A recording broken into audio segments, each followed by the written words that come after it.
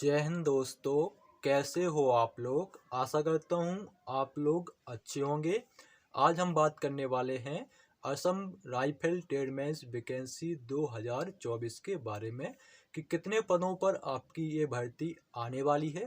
आपको पता होगा और नहीं पता तो मैं आपको बता दूं कि असम राइफल में आपका हर साल वैकेंसी आता है। चाहे आप प्रीवियस ईयर का वैकेंसी लेकर देख लीजिए, आपका हर साल आपका वैकेंसी देखने को मिला है असम राइफल में।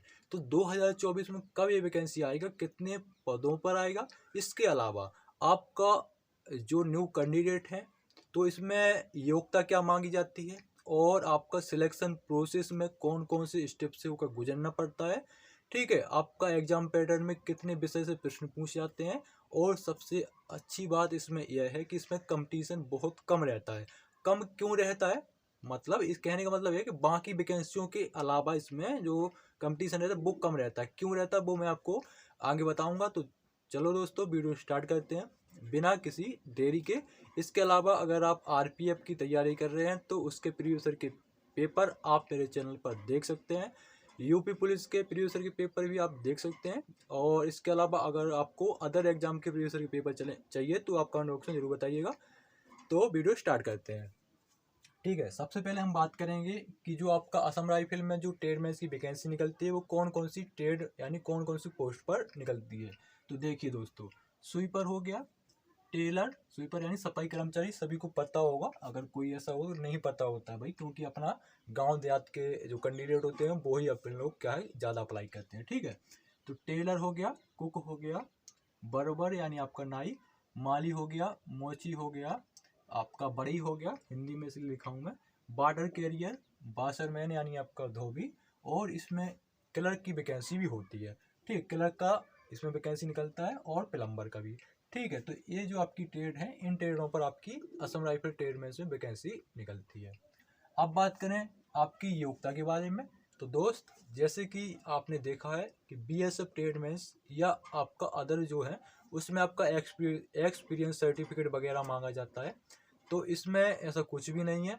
इसमें आपका सिंपल 10वीं पास मांगा जाता है। कुछ ट्रेड हैं ऐसी, जैसे कि मान लो प्लम्बर, तो प्लम्बर के लिए आपका मांग सकता है। बाकी स्वीपर, कुक, बासरमैन, ठीक है, आर्मोरर, ठीक है, क्लर्क, इनके लिए कोई सा भी आपका सर्टिफिकेट, डिप्लोमा या कोई अन्य योग्यता नहीं मांगी जाती है। ठीक है, 10वीं पास होना चाहिए। क्लर्क के लिए 12वीं पास होना चाहिए। ठीक है, और क्लर्क आपकी सबसे अच्छी पोस्ट है, हवलदार की नौकरी मिलती है। ठीक है, जो आप इसमें जाते हो ट्रेडमैन में तो सोल्जर बनते हो, लेकिन अगर क्लर्क में जाते हो तो आप हवलदार बनते हो। ठीक है, हवलदार की जो सैलरी होती है वो सोल्जर से ज़्यादा होती है, ऊपर का पोस्ट है। ठीक है, मिनिस्ट्रियल वाला ये पोस्ट है। ठीक है, तो क्लर्क के लिए 12वीं पास और बाकी सभी के लिए 10वीं पास। ठीक है, और एज आपकी जो मांगी जाती है वो 18 से 25 साल होना चाहिए। ठीक, और आपका वैसे ही सब रहेगा जो आपका वैकेंसी में रहता है कि जैसे ओबीसी के लिए 3 साल की छूट और SC ST जो कैंडिडेट हमारे उनके लिए 5 साल की छूट। ठीक है, एप्लीकेशन फ़ीस, तो आपका एप्लीकेशन फ़ीस भी वही है आपकी। जनरल ओबीसी के लिए आपके 100 रुपये लगते हैं। SC ST और महिला जो कैंडिडेट हैं उनके लिए 1 भी रुपये इसमें चार्ज नहीं देना पड़ता है। ठीक है, अब बात कर ले तो भाई कितने पद पर आपकी वैकेंसी आज आ सकती है। तो देखो, आपका जो पिछला वैकेंसी निकला है दोस्त, तो उसमें आपका यूपी बिहार वगैरह का MP वगैरह का उतना उतना ज़्यादा वैकेंसी नहीं दिया था पिछली बार।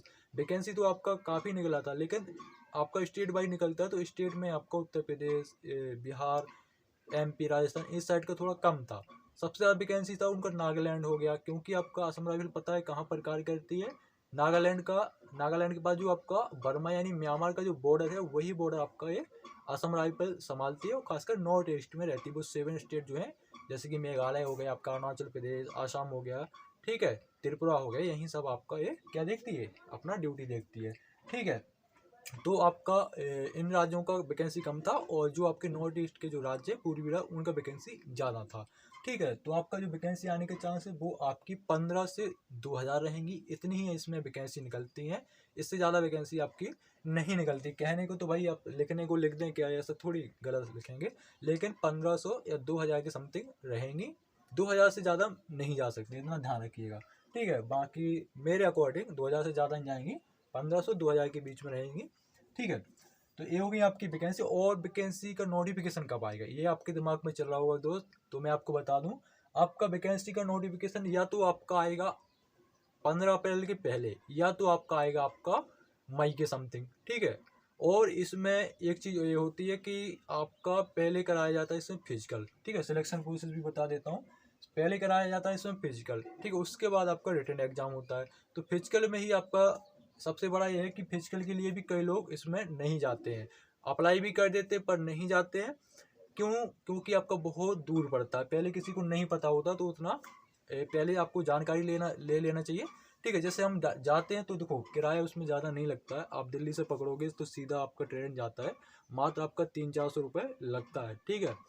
तीन मुश्किल से 500 लगेगा ट्रेन से, इससे ज़्यादा नहीं लगता, ठीक है। एक तरफ का 500 सीधा वहीं नागालैंड में छोड़ेगा। नागालैंड में वो का है सुकोबी सेंटर, वहाँ पर सीधा जाता है ट्रेन, ठीक है। सुकोबी से 25 किलोमीटर दूर एक रेलवे स्टेशन, नाम याद नहीं आता, नागालैंड का, वहाँ तक ये जाता है ट्रेन, ठीक है। और आपका 300-400 एक तरफ का किराया है, ठीक है। ट्रेन से, बस से तो भाई भूल ही जाओगे, बहुत वो है, ठीक है। तो उसमें कुछ लोग इसी वजह से नहीं जा पाते क्योंकि आपका फिजिकल ही आपका वहीं पूर्वी राज्यों में होता है, असम में होता है, जो असम राइफल के जो सेंटर है, तो असम में वहीं जाना पड़ेगा आपको। तो इस वजह से इसमें कंपटीशन कम हो जाता है कि कौन वहाँ जाए, इतना 2000 मतलब इतना ज़्यादा दूरी है तो कौन जाए वहाँ पर, फिजिकल देने जाना पड़ेगा, फिर आपका एग्ज़ाम होगा तो एग्ज़ाम देने जाना पड़ेगा। तो इस वजह से कम जाते हैं। और जो अपना पश्चिम बंगाल वगैरह के हो गए, बिहार वगैरह, तो उनका पास में पड़ता है, ठीक है। झारखंड हो गया, ठीक है, छत्तीसगढ़ का थोड़ी वहाँ का राज्य हो गया, एरिया हो गया, तो वहाँ के लिए थोड़ा कम पड़ता है, इसलिए वहाँ के लोग ज़्यादा जाते हैं। और आपका यूपी हो गया, अब देखो बेरोजगारी तो है भाई, तो अब है तो अपना ही देश, ठीक है। तो कहीं लगे, असम राइफल में तो भैया पूरा आर्मी जैसा ड्रेस रहता है। जो आपके सीनियर रहते हैं वो आपके इंडियन आर्मी के रहते हैं, और जो आपके ट्रेनमैन से रहते हैं वो असम राइफल से चुन के जाते हैं। मतलब जो आपके सीनियर रहेंगे वो आते हैं आपके आर्मी से, ठीक है। आर्मी के जो आपकी भारतीय सेना है उसके रहते हैं, उसमें आपका सीनियर, ठीक है। और टोटल आपका ड्रेस पूरा इंडियन आर्मी जैसा होता है आपका, जो आपकी थल सेना है सेम वैसा ही ड्रेस रहेगा, कोई अंतर नहीं रहता। तो फुल आपका आर्मी वाला इसमें फीलिंग आता है, ठीक है, ठीक है। इसके अलावा आपका फिजिकल होगा, फिजिकल में देख लो हाइट लगेगी इसमें 170 पुरुष के लिए, ठीक है। और महिलाओं के लिए 157 सेंटीमीटर। चेस्ट इसमें आपका लगेगा, ये इसमें ये गलत लिखा है, चेस्ट लगेगा आपका इसमें 80 से 85 सेंटीमीटर, ठीक है। 80 से 85 सेंटीमीटर आपका चेस्ट लगेगा, 5 सेंटीमीटर आपका फुला हुआ होना चाहिए। बात करें रनिंग, तो रनिंग इसमें पुरुष के लिए 5 किलोमीटर रनिंग होगी और आपको 24 मिनट में कंप्लीट करना है।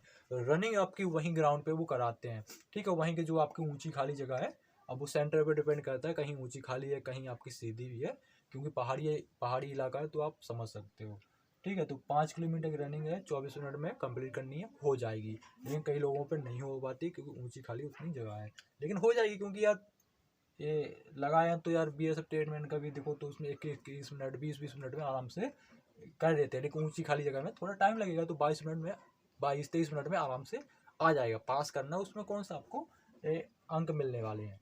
लड़कियों का यानी महिलाओं का होगा 1600 मीटर का, और इनको 8.5 मिनट का टाइम दिया जाएगा, ठीक। वही GD वाला सेम शेड्यूल रहेगा। बात करें आप एग्जाम पैटर्न की बात, तो आपका जब फिजिकल हो जाएगा उसके बाद आपका टेस्ट भी होगा। तो जिस टेट के लिए अप्लाई किए होगे, जैसे क्लर्क के लिए अप्लाई किए तो क्लर्क का आपका टाइपिंग होगा, ठीक है, 35 वर्ड पर मिनट इंग्लिश का और 30 वर्ड पर मिनट आपका हिंदी का। जो आपको अच्छा लगे वो कर लीजिएगा। और इनका जैसे कुक का हो गया तो कुक में आपका खाना आना बनवा के देखेंगे, सब्जी वब्जी कटवा के, यही आपका टेट टेस्ट होगा, ठीक है। टेट टेस्ट आपको क्वालिफाइड नेचर का होगा, ठीक है। जब इसमें आप क्वालिफाई कर जाओगे फिर आपका ये होगा क्या, ये आपका रिटन एग्जाम। तो रिटन एग्जाम में सेम SSC GD जैसा है, केवल इसमें इंग्लिश आपकी पूछी जाती है, क्योंकि वहाँ पर इंग्लिश बोली जाती है। नागालैंड की शायद भाषा ही आपकी इंग्लिश है, ठीक है। तो आपका चार विषय से आपके प्रश्न पूछे जाते हैं। रीजनिंग के 25 प्रश्न, मैथ के 25, जी के GS के 25 और इंग्लिश के 25। इंग्लिश आपको पढ़ना पड़ेगा। इंग्लिश का जो लेवल रहेगा वो ज़्यादा आपका कठिन नहीं रहेगा। एक्टिव 22, पैसिव 22 हो गए, एंटीनोम्स सेंटीनोम्स हो गए, जैसे आपके विलोमसक पर्यायवाची, जो इंग्लिश में एंटीनोम्स सेंटीनोम्स इसे हम बोलते हैं, ठीक है। 100 अंक का ये पेपर होगा, 2 घंटे का टाइम दिया जाएगा, माइनस मार्किंग 1/4 की होगी, क्लियर। सैलरी आपकी सभी ट्रेडमैन की लगेगी 21,700, प्लस में अलाउंसेस मिलेंगे 35,000 होगी। अगर आप कमांडो बन जाएंगे तो 19,000 और इसमें जोड़ दो, तो आप समझ लो आपकी 50,000 की समथिंग इसमें सैलरी मिलेगी। इसके अलावा आपका क्लर्क की रहेगी सैलरी 25,500, कांस्टेबल की 21,700, क्लर्क की रहेगी 25,500। इसमें जोड़ोगे तो इसकी कमांडो बने बगैर इसकी 45,000 की समथिंग आपकी सैलरी रहेगी, सब अलाउंसेस मिलाने के बाद। ठीक है, तो ये थी कुछ जानकारी। और वीडियो कैसा लगा कमेंट बॉक्स में ज़रूर बताना है, और कुछ डाउट वगैरह तो बिल्कुल आप पूछ लीजिएगा। मिलते हैं किसी नेक्स्ट वीडियो में, तब तक के लिए जय हिंद जय भारत।